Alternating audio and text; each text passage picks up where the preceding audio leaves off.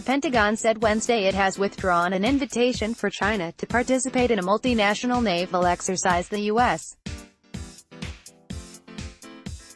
is hosting this summer, a sign of fresh tension between Pacific powers.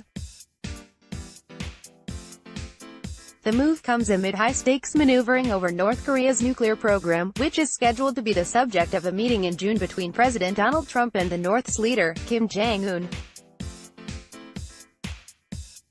Trump on Tuesday said he suspected that the North's recent talk of scrapping the summit could reflect influence from Chinese President Xi Jinping, who recently met with Kim.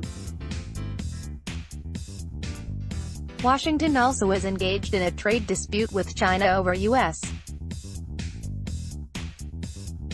complaints about market access and technology policy.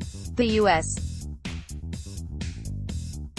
had included China in the past two versions of the naval exercise known as Rim of the Pacific, or RIMPAC, in 2014 and 2016. The engagements were part of an effort by the Obama administration to stabilize military relations with Beijing even as Washington challenged China to stop placing military assets in the South China Sea. China is pitted against smaller neighbors in multiple disputes over islands, coral reefs and lagoons in waters crucial for global commerce and rich in fish and potential oil and gas reserves. Wednesday's announcement raises the prospect of a renewed chill in military relations, which have been disrupted many times by China's objections to U.S. arms sales to Taiwan and other issues. Asked about the Pentagon's move, Chinese Foreign Minister Wang Yi told reporters at the State Department, "We find that a very non-constructive move." He said China hopes the U.S. will change its negative mindset. The U.S. military calls RIMPAC the world's largest international maritime exercise, and says it helps participants foster and sustain the cooperative relationships critical to ensuring the safety of sea lanes and security on the world's oceans. A Pentagon statement said the decision to disinvite the Chinese Navy was an initial response to what it called China's militarization of the South China Sea.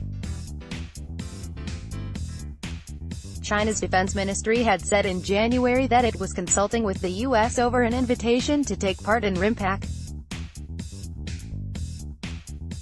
The Pentagon cited what it called strong evidence that China has deployed anti-ship missiles, surface-to-air missile systems and electronic jammers to contested areas in the Spratly Island region of the South China Sea. It called on China to remove these systems.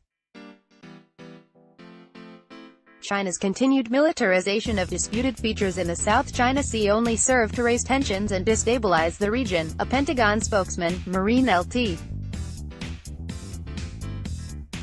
Col. Christopher Logan, said. As an initial response to China's continued militarization of the South China Sea, we have disinvited the PLA Navy from the 2018 Rim of the Pacific (RIMPAC) exercise, he added.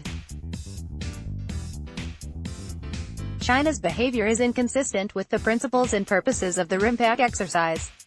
The Pentagon also cited its objections to China's recent landing of bomber aircraft at Woody Island in the Paracel Island chain, north of the Spratlys.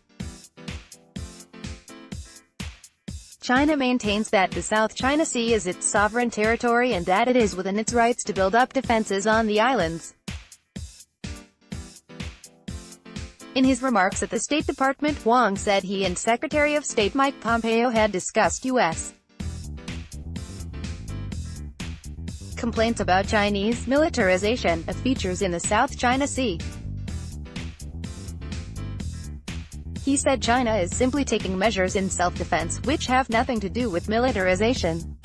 Just like the U.S. has military presence in Hawaii and Guam, he said. And China's deployment is at a much smaller scale than the U.S., it is out of necessary defense purposes.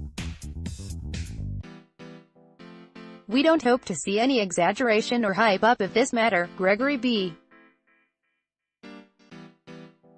Polling, an Asia expert at the Center for Strategic and International Studies, said disinviting China from RIMPAC is a moderately big deal because it reverses the Obama administration's emphasis on seeking closer military-to-military ties. At the same time, it doesn't really do anything to deter China in the South China Sea, polling said. So this is really more about venting our frustration and sending a signal than it is actually trying to change Chinese behavior.